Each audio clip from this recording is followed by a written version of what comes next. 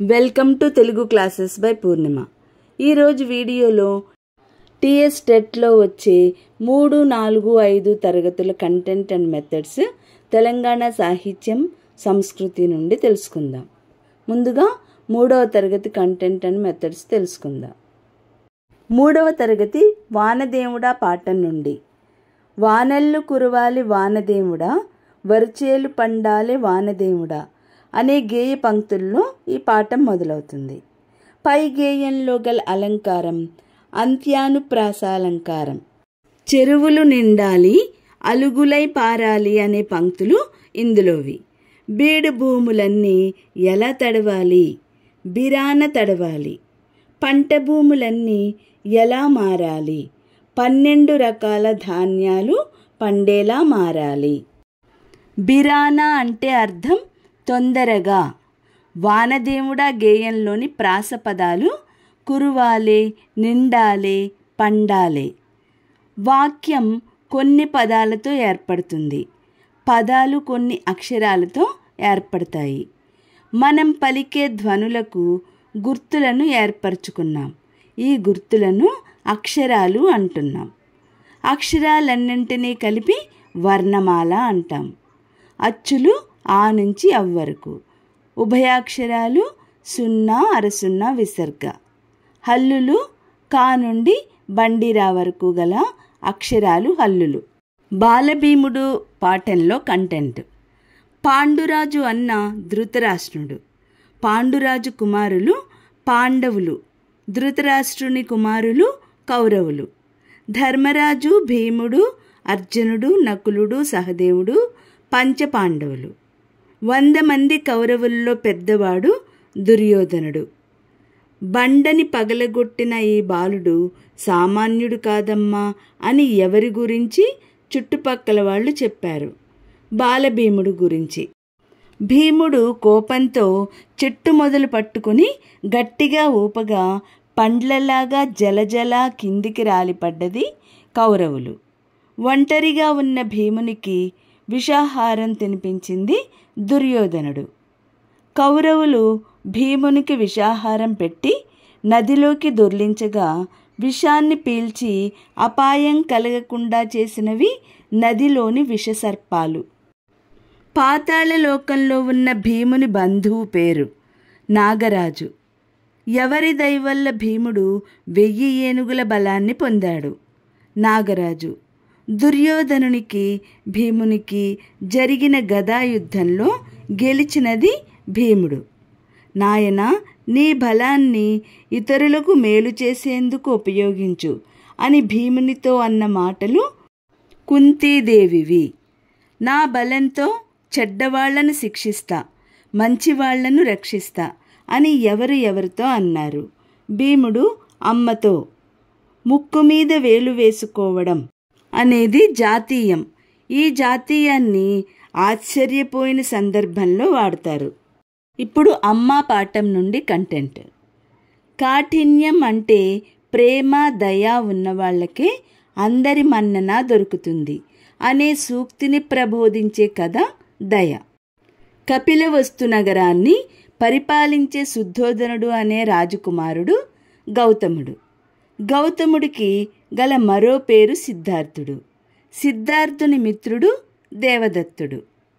నేను హంసను కొట్టాను కాబట్టి అది నాదే అని దేవదత్తుడు అన్నాడు. మిత్రమా, ఆకాశంలో హాయిగా ఎగిరే హంసను ఎందుకు హింసించావు? జీవహింస మహాపాపం కదా అని ఎవరితో అన్నారు? గౌతముడు దేవదత్తుడితో అన్నాడు. దేవదత్తుడి దగ్గరకి హంస ఎందుకు పోలేదు? కోపపు చూపు, కాఠిన్యం వల్ల పోలేదు. గౌతముడు ప్రేమగా పిలువుగా చేతిపై వచ్చి వాలింది ఎవరు? హంస. మన పండుగలు కంటెంట్. ఉగాది పండుగ చైత్రమాసము మొదటి తిథి పాడ్యమి. శ్రీరామ నవమి పండుగ చైత్రశుద్ధ నవమి రోజున. విజయదశమి ఆశ్వేజ మాసం శుద్ధ దశమి. రంజాన్ పండుగ ఖురాన్ ఆవిర్భవించిన నెల. క్రిస్మస్ డిసెంబర్ 25 క్రీస్తు జన్మదినం. తీజ్ పండుగ లంబాడీల బొడ్డెమ్మ పండుగ లాంటిది. పంచాంగ శ్రవణములు తిథి, వారము, నక్షత్రము, యోగము, కరణము. షడ్రుచులు తీపి, చేదు, పులుపు, కారం, వగరు, ఉప్పు. కాకుల లెక్క పాఠం నుండి కంటెంట్.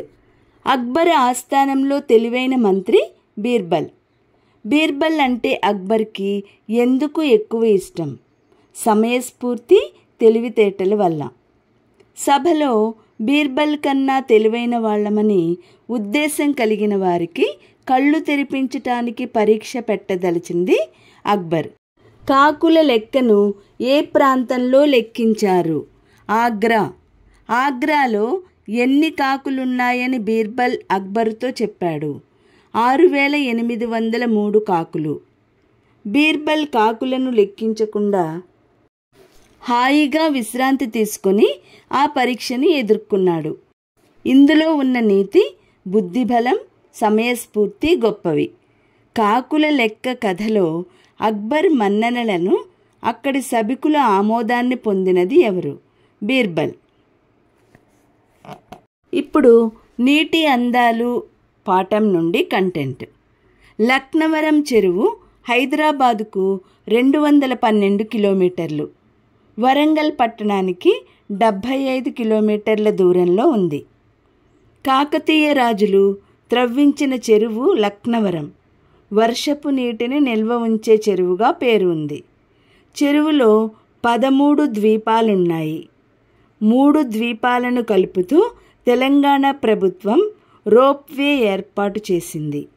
దీంతో పాటు చెరువులో ప్రయాణించడానికి బోటింగ్ సౌకర్యం ఉండడం వల్ల సందర్శకులతో కళకళలాడుతున్నది కుంటాల జలపాతం. నీటి అందాలు పాఠంలో నాగార్జున సాగర్ గురించి ముఖ్యమైన ప్రశ్నలు. నాగార్జున సాగర్ ప్రాజెక్టు ఏ జిల్లాలో, ఏ నదిపై కలదు? నల్గొండ జిల్లా, కృష్ణా నదిపై. నాగార్జున సాగర్ ఆనకట్టను 1955లో శంకుస్థాపన చేసిందెవరు? భారత తొలి ప్రధాని నెహ్రూ గారు. నాగార్జున సాగర్ భారతదేశంలో 2వ అతిపెద్ద బహుళార్థ సాధక ప్రాజెక్టు. మొదటిది బాక్రా నంగల్. సాగునీరుతో పాటు విద్యుత్ ఉత్పత్తి రోజుకి 810 మెగావాట్లు. ప్రపంచంలోనే అతిపెద్దదైన రాతి కట్టడం నాగార్జున సాగర్. నాగార్జునకొండ అనుపు అనే ప్రదేశం. చారిత్రక సత్యాలు. నాగార్జున సాగర్లో క్రీస్తు శకము 1 నుండి 3 శతాబ్దాల కాలం నాటి బౌద్ధ శిల్పాలు దొరికాయి. ఆచార్య నాగార్జునుడు విశ్వవిద్యాలయం నిర్మించిన ప్రాంతం అనుపు. ఇక్ష్వాక రాజులు ఈ ప్రాంతాన్ని విజయపురి అని పిలుస్తారు. మహాత్ముడు పాఠంలోని కంటెంట్. ఈ పాఠం ప్రక్రియ వ్యాస రూపంలో ఉంటుంది. గాంధీజీ గురించి ఈ పాఠం ఉంటుంది. గాంధీజీ చిన్న పెన్సిల్ ముక్క కోసం వెతుక్కొని పెన్సిల్ దొరికే వరకు చూసి దానితోనే రాసినవారు గాంధీజీ. పనికొచ్చే ప్రతి వస్తువుకు విలువ ఇవ్వాలి, పడేయకూడదు. దేనినైనా జాగ్రత్తగా ఉపయోగించుకోవాలి. ఈ మాటలు ఎవరివి? గాంధీజీవి. గాంధీజీ 1869 అక్టోబర్ 2వ తేదీన గుజరాత్లోని పోర్బందర్లో జన్మించారు. గాంధీజీ తల్లిదండ్రులు పుత్లీబాయి, కరమ్చంద్. గాంధీజీ అతని తండ్రి అయిన కరమ్చంద్ గాంధీ ఇచ్చిన పుస్తకం శ్రవణ కుమారుని నాటకం. గాంధీ భార్య పేరేమి? కస్తూరిబాయి. గాంధీజీ సత్యహరిశ్చంద్ర నాటకాన్ని చూసి ఏమి నిర్ణయించుకున్నారు?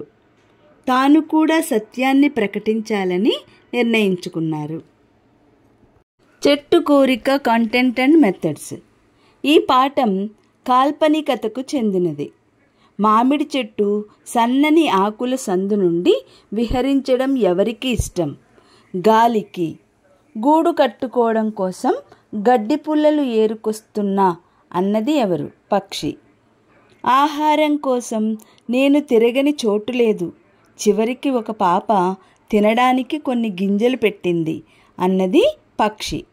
మేము గుడికి వెళ్ళాం, తోటకి వెళ్ళి పళ్ళు తిన్నాం, టోపీలు అమ్ముతున్న ఆయన దగ్గర టోపీలన్నీ గుంజుకొచ్చినాం, ఇదిగో మా నెత్తుల మీద చూడు అన్నది కోతులు, చెట్టు తొర్రలో కాపురం ఉండేవి చీమలు.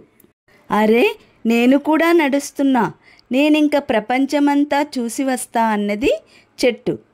నువ్వు చాలా మారిపోయావు, విశాల ప్రపంచాన్ని చూసావా, కోరిక తీరిందా, ఎట్లున్నది అన్నది పెద్ద చెట్టు.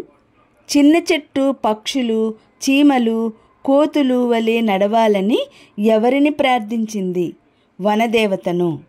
కోతులు తమతో పాటు ఏమి తెచ్చాయి? టోపీ. ఊళ్ళో పిల్లలకు ఉసిరికాయలు తెంపి ఇచ్చాం, మేము కొన్ని తినివస్తున్నాం అని చెట్టుతో చెప్పింది ఎవరు? ఉడతలు. నడుచుకుంటూ వెళ్ళిన చెట్టుకు ముందుగా ఎవరు కనిపించారు? వంటవాళ్ళు. చిన్న మామిడి చెట్టు నడుస్తూ పోయిన ఊరు ఏది? మిట్టపల్లి. మొదట చిన్న మామిడి చెట్టును కాపాడిన వారు పక్షులు. తెలంగాణ రాష్ట్ర చిహ్నాలు. కంటెంట్. తెలంగాణ జూన్ 2, 2014 రోజున భారతదేశంలో 29వ రాష్ట్రంగా అవతరించింది. తెలంగాణ రాష్ట్రానికి ప్రథమ ముఖ్యమంత్రి శ్రీ కల్వకుంట్ల చంద్రశేఖరరావు. తెలంగాణ రాష్ట్ర జంతువు జింక. తెలంగాణ ప్రజల బోళాతనానికి ప్రేమకి గుర్తు. రాష్ట్ర పక్షి పాలపిట్ట, స్వేచ్ఛకు చిహ్నం. పాలపిట్టను చూస్తే పాపాలు పోతాయని నమ్మకం. రాష్ట్ర వృక్షంగా జమ్మి చెట్టు, సమీ వృక్షం, విజయానికి చిహ్నం. రాష్ట్ర పుష్పంగా తంగేడు పువ్వును ఎంపిక చేశారు. తెలంగాణలో జమ్మి ఆకుల్ని బంగారం అని పిలుస్తారు. తెలంగాణ రాష్ట్ర పండుగ బతుకమ్మ. మన జాతీయ జెండా 3 రంగుల జెండా. జాతీయ పక్షి నెమలి. జాతీయ జంతువు పెద్ద పులి. జాతీయ వృక్షం మర్రి చెట్టు. జాతీయ పుష్పం తామర. జాతీయ ఫలం మామిడి పండు. కాషాయ రంగు త్యాగానికి దేశభక్తికి చిహ్నం. చిహ్నం అంటే గుర్తు. తెలుపు రంగు శాంతికి సత్యానికి చిహ్నం. ఆకుపచ్చ రంగు నమ్మకానికి సమృద్ధికి భూమికి సంకేతం. అశోక చక్రం 24 ఆకులు 24 గంటలకు ధర్మానికి ప్రతీక. తర్వాత వీడియోలో 4వ తరగతి కాంటెంట్ అండ్ మెథడ్స్ తెలుసుకుందాం. ఈ వీడియో తప్పకుండా లైక్ చేయండి, షేర్ చేయండి. మరిన్ని ముఖ్యమైన వీడియోల కోసం సబ్స్క్రైబ్ చేసుకోండి.